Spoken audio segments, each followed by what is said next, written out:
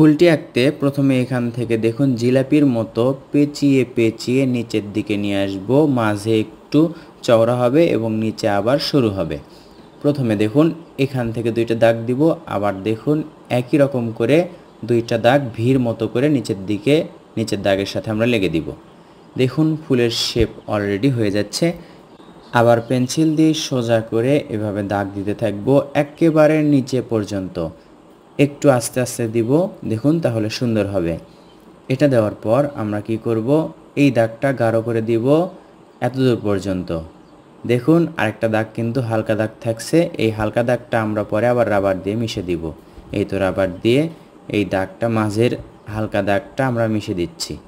এখন এভাবে পেন্সিল দিয়ে একটু করে দাগ নিচের দিকে নেমে দিব, একটু ভাঁজ করে।